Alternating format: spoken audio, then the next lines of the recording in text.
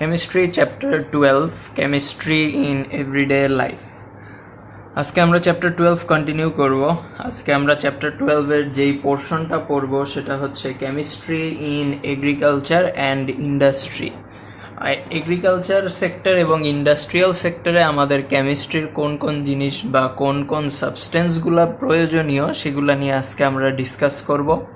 সর্বপ্রথম যে আমরা কম্পাউন্ডের কথা ডিসকাস করব সেটা হচ্ছে limestone, that is calcium carbonate. এটা আমরা আগের ভিডিওতেও দেখে আসছি। লাইম রিলেটেড তিনটা নেম আছে অথবা তিনটা কম্পাউন্ড আছে। একটা হচ্ছে লাইমস্টোন, একটা হচ্ছে কুইক লাইম, একটা হচ্ছে স্লেকড লাইম। তিনটার ডিফারেন্স কি? লাইমস্টোন মানে ক্যালসিয়াম কার্বনেট, কুইক লাইম মানে ক্যালসিয়াম অক্সাইড, স্লেকড লাইম মানে হচ্ছে ক্যালসিয়াম হাইড্রোক্সাইড।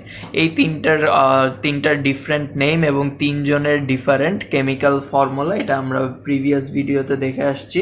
ইভেন এই ভিডিওতেও আমরা এই তিনটা কম্পাউন্ড পাবো। সো আপাতত আমরা যেটা নিয়ে ডিসকাস করব সেটা হচ্ছে limestone, that is calcium carbonate. এরপরে আমরা ডিসকাস করব quick lime, that is calcium oxide নিয়ে।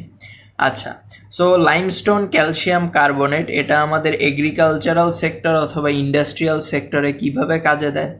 ক্যালসিয়াম কার্বনেট যদি আমরা ইন্ডাস্ট্রিয়াল পারপোজের কথা চিন্তা করি, ক্যালসিয়াম কার্বনেট অথবা limestone is used in blast furnace in extraction of iron. আমরা চ্যাপ্টার 10-এ যদি এক্সট্রাকশন অফ আয়রন এই প্রসেসটা পড়ে থাকি তাহলে আমরা দেখব আয়রনের এক্সট্রাকশন একটা বড় কন্টেইনারের মধ্যে করা হয়, যেই কন্টেইনারের নামটা হচ্ছে ব্লাস্ট ফার্নেস। সো ওই ব্লাস্ট ফার্নেসের মধ্যে যখন আয়রনের এক্সট্রাকশন করা হয় তখন ক্যালসিয়াম কার্বনেট একটা র ম্যাটেরিয়াল হিসেবে আমরা ইউজ করি ওই প্রসেসে। So limestone is used in blast furnace in extraction of iron. This is one of the industrial purpose of limestone. Second industrial purpose ki production of sodium hydrogen carbonate or edible soda. এটা আমরা chapter 12-এই পড়ছি। Chapter 12-এর একদম first topic যেটা আমাদের ছিল chemistry in household, chemistry in household, সেখানে আমরা একটা কম্পাউন্ড পড়ছিলাম সেটা হচ্ছে বেকিং পাউডার। বেকিং পাউডার আমরা জানি সোডিয়াম হাইড্রোজেন কার্বনেট, এটার একটা জেনারেল নেম হচ্ছে বেকিং পাউডার। আমরা যখন বেকিং পাউডারের প্রিপারেশন পড়ে আসছি তখন আমরা দেখছি যে বেকিং পাউডারের তিনটা র ম্যাটেরিয়াল অথবা তিনটা এলিমেন্ট, বেকিং পাউডার তৈরি করতে যেই তিনটা এলিমেন্ট দরকার হয় তাদের মধ্যে একটা ছিল হচ্ছে ক্যালসিয়াম কার্বনেট। এটা আমরা চ্যাপ্টার 12 প্রোডাকশন অফ বেকিং পাউডারে পড়ছি। সো বেকিং পাউডারের অন্য নাম হচ্ছে sodium hydrogen carbonate or edible soda. Okay, next যেটা ইন্ডাস্ট্রিয়াল পারপোজ সেটা হচ্ছে মেইন র material of cement industry. Cement ইন্ডাস্ট্রির মেইন র ম্যাটেরিয়াল লাইমস্টোনকে ইউজ করা হয়। লাইমস্টোন আবার কালার এবং পেইন্ট ইন্ডাস্ট্রিতেও ইউজ করা হয়। ইন্ডাস্ট্রিয়াল পারপোজের মধ্যে আর কি আছে? কালার অ্যান্ড পেইন্ট ইন্ডাস্ট্রিতে লাইমস্টোন ইউজ হয়, সিমেন্ট ইন্ডাস্ট্রিতে লাইমস্টোন ইউজ হয়, বেকিং পাউডার অথবা এডিবল সোডা এটার প্রোডাকশনে লাইমস্টোন ইউজ হয়, এক্সট্রাকশন অফ আয়রনেও লাইমস্টোন ইউজ হয়। এখন যদি আমরা একটু এগ্রিকালচারাল পারপোজ দেখি যে এগ্রিকালচারাল কোন কোন কাজে আমাদের লাইমস্টোন ইউজ হয়, তখন আমরা দেখতে পারবো আমাদের সয়েলের পিএইচ লেভেল আছে। আমরা জানি পিএইচ রেঞ্জ হচ্ছে 1 থেকে 14। PH value is about the range of pH is 0 to 14. So below 7 pH the soil is known as acidic soil, and above 7 pH anything is known as basic. So যখন আমাদের সয়েলের acidity বেড়ে যায়, that is pH level কমে যায়, that is 7 থেকে অনেক বেশি কমে যায় যখন আমাদের পিএইচ লেভেল, তখন আমরা সেই সয়েলটাকে বলি হচ্ছে অ্যাসিডিক সয়েল। সো এই অ্যাসিডিক সয়েলের পিএইচ লেভেল যেহেতু কম, সো এই পিএইচ লেভেলকে বাড়ায় নিউট্রালের কাছাকাছি নেওয়ার জন্যে আমরা আমাদের সয়েলে লাইমস্টোন অথবা ক্যালসিয়াম কার্বনেট অ্যাপ্লাই করি। এই ক্যালসিয়াম কার্বনেট অ্যাপ্লাই করার ফলে কি হয়? It increases the pH value of water or soil. যদি আমরা ওয়াটার এবং সয়েল যেটাতেই আমরা ক্যালসিয়াম কার্বনেট ইউজ করি না কেন, সেই ওয়াটার অথবা সয়েলের পিএইচ ভ্যালু ইনক্রিজ করবে। পিএইচ ভ্যালু ইনক্রিজ করলে কি হবে? অ্যাসিডিক সয়েল অথবা ওয়াটার থেকে সেই জিনিসটা নিউট্রালের কাছাকাছি যেতে থাকে। ওকে, নেক্সট পয়েন্ট যেটা supplies required calcium to the plants. যখন আমরা সয়েলের মধ্যে ক্যালসিয়াম কার্বনেট অ্যাপ্লাই করি তখন আমাদের সয়েলে ক্যালসিয়াম কার্বনেট যাচ্ছে। এই ক্যালসিয়াম কার্বনেট ডিকম্পোজ হয়ে ক্যালসিয়াম আয়নে কনভার্ট হয়। এই calcium ion that is Ca2+, এই ক্যালসিয়াম আয়নগুলা প্ল্যান্টসরা কি করে, তাদের রুটের মাধ্যমে সাক করে তাদের নিউট্রিয়েন্ট হিসেবে ইউজ করা হয়। সো আমরা যখন সয়েলে ক্যালসিয়াম কার্বনেট অথবা লাইমস্টোন ইউজ করতেছি তখন এটা একটা সোর্স হিসেবে কাজ করতেছে। কিসের সোর্স? ক্যালসিয়াম নিউট্রিয়েন্টের সোর্স। আমরা বায়োলজি থেকে পড়ে থাকবো যে calcium is one of the important plant nutrients. So ক্যালসিয়ামের ডেফিসিয়েন্সি ফুলফিলের জন্যও আমরা মাঝে মাঝে লাইমস্টোন ইউজ করে থাকি। আবার limestone is added with food supplement to mammal animal to fulfil deficiency of calcium. প্ল্যান্টের যেমন এসেনশিয়াল নিউট্রিয়েন্ট হচ্ছে ক্যালসিয়াম, তেমনি বিভিন্ন অ্যানিম্যালেরও এসেনশিয়াল নিউট্রিয়েন্ট হচ্ছে ক্যালসিয়াম। সো এই ক্যালসিয়াম ডেফিসিয়েন্সি ফুলফিল করার জন্যে ম্যামাল অ্যানিম্যাল যেমন গরু, ছাগল, এদের খাবারের সাথে আমরা লাইমস্টোন ইউজ করি। লাইমস্টোন আমরা সার্টেন অ্যামাউন্ট অফ লাইমস্টোন এদের খাবারের সাথে সাপ্লিমেন্ট হিসাবে অ্যাড করি, যেটা খেলে ম্যামাল অ্যানিম্যালদের ক্যালসিয়াম ডেফিসিয়েন্সিটা ফুলফিল হয়ে যায়। That's why we use limestone as food supplement for animals. আচ্ছা, লাইমস্টোন অ্যাকচুয়ালি হচ্ছে বেসিক ইন নেচার। যেহেতু এটা পিএইচ ভ্যালু ইনক্রিজ করতে হেল্প করে, সো আমরা অবশ্যই বুঝতে পারি এই পয়েন্ট থেকে যে লাইমস্টোন অবশ্যই বেসিক। সো বেসিক কম্পাউন্ডস অবশ্যই কি করবে? অ্যাসিডিক কম্পাউন্ডকে নিউট্রালাইজ করবে। সো আমরা যদি এখন দেখি ক্যালসিয়াম কার্বনেট, এই পয়েন্টটা যদি খেয়াল করি, calcium carbonate reacts with strong or weak acid and neutralises hydrogen ion in acid and produce carbon dioxide gas. So এখান থেকে এবং এই পয়েন্টটা থেকে যদি আমরা খেয়াল করে দেখি, এটা আমরা লাইমস্টোন ইউজ করি পিএইচ ভ্যালু ইনক্রিজ করার জন্য। যেই কম্পাউন্ডটা অ্যাডিশনের ফলে আমাদের পিএইচ ভ্যালু ইনক্রিজ করবে সেই কম্পাউন্ডটা অবশ্যই বেসিক কম্পাউন্ড, আর যেই কম্পাউন্ডটা অ্যাডিশনের ফলে আমাদের পিএইচ ভ্যালু ডিক্রিজ করবে সেই কম্পাউন্ডটাকে আমরা বলবো অ্যাসিডিক। যেহেতু এটা ইনক্রিজ করতেছে তাই লাইমস্টোন হচ্ছে বেসিক। এবং আমরা জানি নিউট্রালাইজেশন রিয়াকশনের কনসেপ্ট থেকে যে বেসিক কম্পাউন্ড যখন অ্যাসিডের সাথে রিয়াক্ট করে তখন তারা কি প্রডিউস করে? নিউট্রালাইজেশন রিয়াকশন করে সল্ট অ্যান্ড ওয়াটার প্রডিউস করে। এখানে ক্যালসিয়াম কার্বনেট অথবা লাইমস্টোন যেটা, সেটাকে যদি আমরা স্ট্রং অথবা উইক অ্যাসিড যেটাই ইউজ করি না কেন এটার সাথে রিয়াকশন করি, তাহলে এটা কি তৈরি করে? এটা কার্বন ডাইঅক্সাইড গ্যাস প্রডিউস করে by neutralising the hydrogen ion. Calcium carbonate আমরা সবাই জানি, ক্যালসিয়াম কার্বনেট হচ্ছে CaCO3, this is calcium carbonate. আচ্ছা, অ্যাসিড যেহেতু যে কোনো ধরনের হইতে পারে, strong acid, weak acid, it may be sulphuric acid, it may be hydrochloric acid, it may be phosphoric acid, it may be acetic acid, বিভিন্ন ধরনের অ্যাসিড থাকতে পারে। এখন আমরা কোন অ্যাসিড দিয়ে রিয়াকশনটা লিখবো? যেহেতু আমরা ইন জেনারেল অ্যাসিডের কথা বলতেছি তাহলে আমরা কোনো স্পেসিফিক অ্যাসিড নিয়ে রিয়াকশনটা দেখাবো না। অ্যাসিডের সবচেয়ে বেসিক যেই প্রপার্টি আমরা সেটা ইউজ করব। অ্যাসিডের বেসিক প্রপার্টি কি? অ্যাসিডের মধ্যে হাইড্রোজেন আয়ন থাকবে। সো আমরা যদি ক্যালসিয়াম কার্বনেটকে হাইড্রোজেন অ্যাসিডের মধ্যে যেই হাইড্রোজেন আয়নটা ছিল তার সাথে রিয়াকশন করি, তাহলে ক্যালসিয়াম কার্বনেট যেটা করবে, ক্যালসিয়াম কার্বনেট আমাদের হাইড্রোজেন আয়নটাকে নিউট্রালাইজ করবে। হাইড্রোজেন আয়নটাকে নিউট্রালাইজ করে ক্যালসিয়াম আয়ন তৈরি করবে, ক্যালসিয়াম আয়ন তৈরি করবে, কার্বন ডাইঅক্সাইড গ্যাস তৈরি করবে এবং ওয়াটার তৈরি করবে। এখন এই জিনিসটাকে একটু ব্যালেন্স আউট করার জন্য আমরা এখানে একটা 2 দিব। সো এই রিয়াকশন থেকে আমরা বুঝতেছি কি, ক্যালসিয়াম কার্বনেট যখন অ্যাসিডের মধ্যে যেই হাইড্রোজেন আয়নগুলা থাকে সেই হাইড্রোজেন আয়নকে নিউট্রালাইজ করে। হাইড্রোজেন আয়নকে নিউট্রালাইজ করে সে কি তৈরি করে? কার্বন ডাইঅক্সাইড গ্যাস তৈরি করে এবং কি তৈরি করে? ক্যালসিয়াম আয়ন তৈরি করে। এই ক্যালসিয়াম আয়নটাই হচ্ছে মেইনলি আমাদের প্ল্যান্টরা সাক করে নেয় by their roots as one of their important plant nutrient.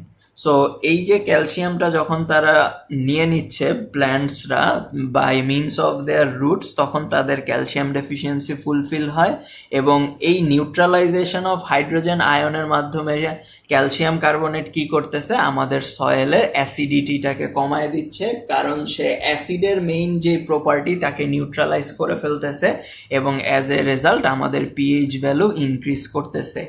এই দুইটা স্টেটমেন্ট অথবা এই দুইটা ইউজের ডেসক্রিপশনে হচ্ছে আমরা এই রিয়াকশনটাকে লিখতে পারি যে এই from the above reaction we can see calcium carbonate is neutralising the hydrogen ion of acid, that means আমাদের সয়েলের অ্যাসিডিটি কমবে এবং বেসিসিটি বাড়বে। That's why the pH value of water or soil increases. যেহেতু অ্যাসিডের এই হাইড্রোজেন আয়নকে নিউট্রালাইজ করতেছে, তার মানে অ্যাসিডিটি কমে যাচ্ছে, as a result pH value increase করবে।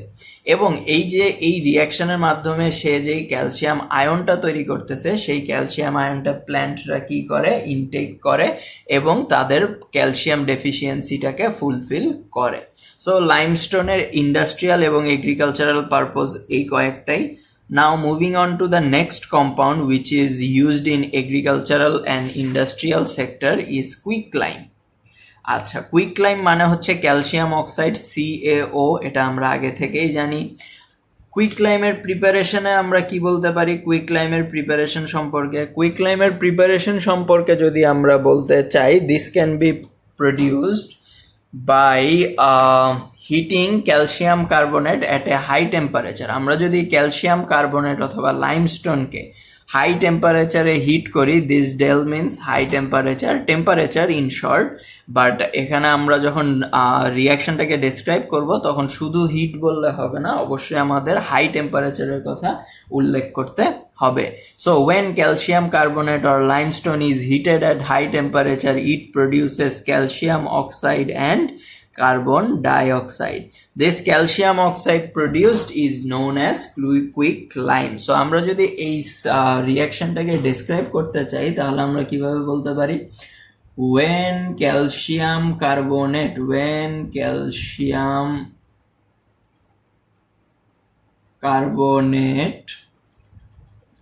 is heated at high temperature,